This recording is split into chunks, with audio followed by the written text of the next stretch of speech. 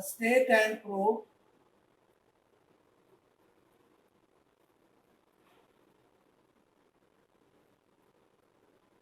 converse of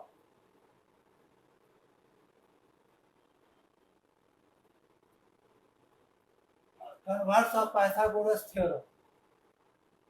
तो इसका statement है कि in a triangle the square of longer side is equal to the sum of a square of other two sides, then angle opposite to longer side is 90 degree।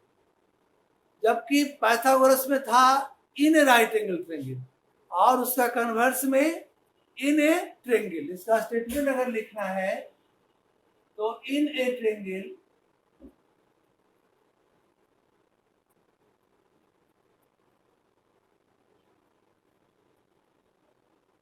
the square of longer side is equal to the sum of a square of other two sides, then angle opposite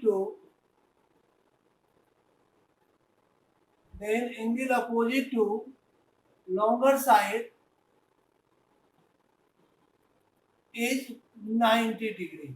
यहाँ आपको 90 prove करना है और exam में ये भी आ सकता है या अगर ये पूछता है तो यहाँ आगे लगा देगा टू प्रूव। दोनों टाइप से क्वेश्चन पूछ सकता है। अगर स्टेट एंड प्रूफ आ गया तो पहले स्टेटमेंट लिखना होगा।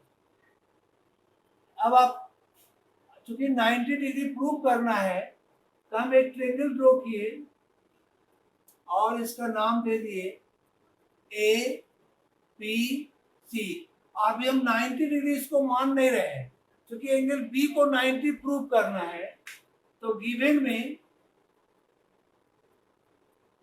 इन ट्रेंगल गिवन में लिखोगे in triangle A B C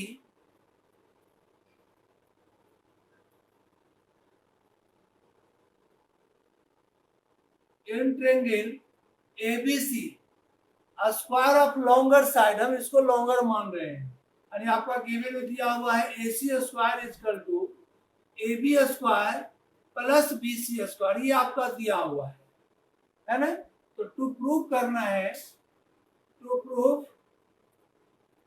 angle B equal to 90 degree आपको प्रूव करना है। Angle B equal to 90 degree. अब कंस्ट्रक्शन ड्रॉ करते हैं। कंस्ट्रक्शन में आप लिखोगे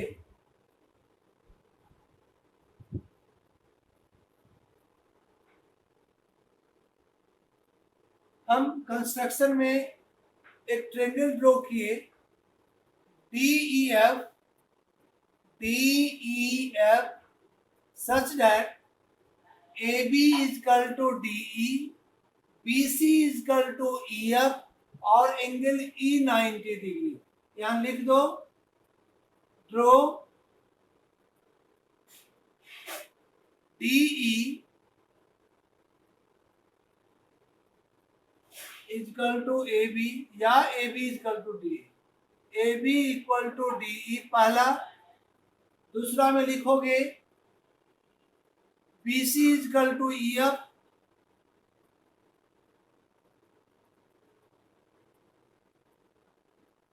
and angle E equal to 90 degree. समझो ये राइट एंगल ट्रेंगल है। अभी जितना हम कंस्ट्रक्शन ड्रॉ की उससे कन्ग्रुएंट प्रूफ नहीं होगा, केवल आपका ये दो साइड इक्वल है। क्या इससे कन्ग्रुएंट प्रूफ हो जाएगा? नहीं होगा। तो हम ये 90 लिए और यदि दोनों को कन्ग्रुएंट प्रूफ कर दें तो CP/CP से angle E equal to angle B 90 आपका प्रूफ होगा। तो CP/CP से प्रूफ करने के लिए आप इस दोनों साइड को भी इक्वल प्रूफ करोगे तो साइड से कन्ग्रुएंट हम प्रूफ कर सकते हैं। ठीक है, तो आप उसको इक्वल प्रूफ करने के लिए यहां से प्रूफ में आइए। प्रूफ में हम लिखेंगे, प्रूफ में हम लिखेंगे DE इक्वल टू 90 डिग्री।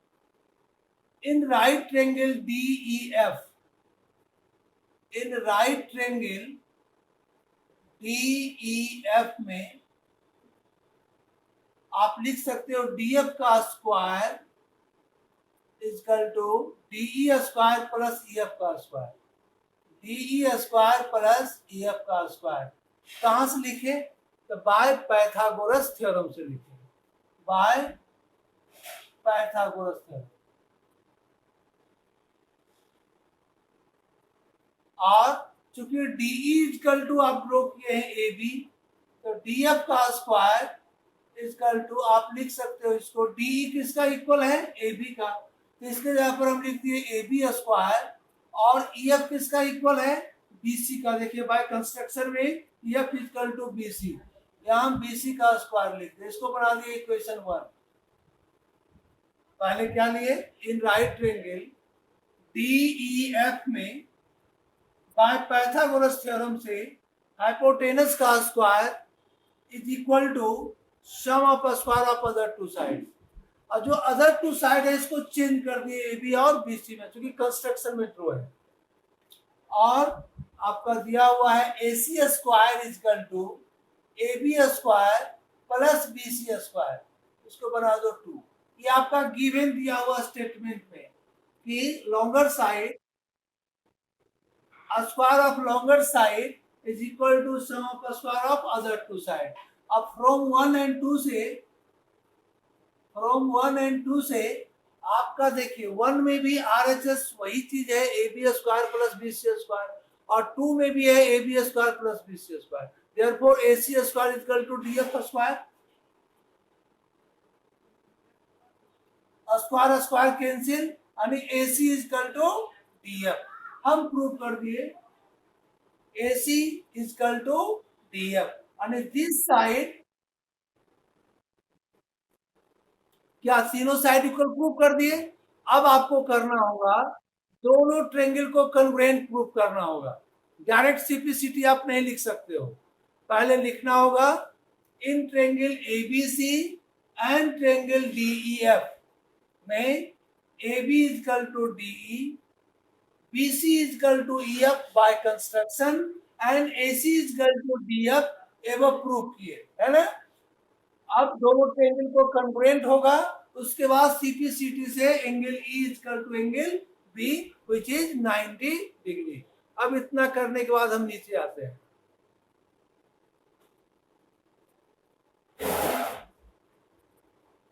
यहाँ पर लिखेंगे इन triangle ABC and triangle DEF, AB is equal to DE और BC is equal to EF by construction। और अभी प्रूव किए AC is equal to DF, यहाँ लिख देना रीजन में एवं प्रूव, एवं बाय SSS कॉन्ग्रुएंसी रूल से triangle ABC congruent triangle DEF। अब जब दोनों कॉन्ग्रुएंट होगा तो CPCT से angle E equal to angle B equal to 90 degree, CPCT। यहां जाकर के आपका प्रूव भी हुआ, समझे।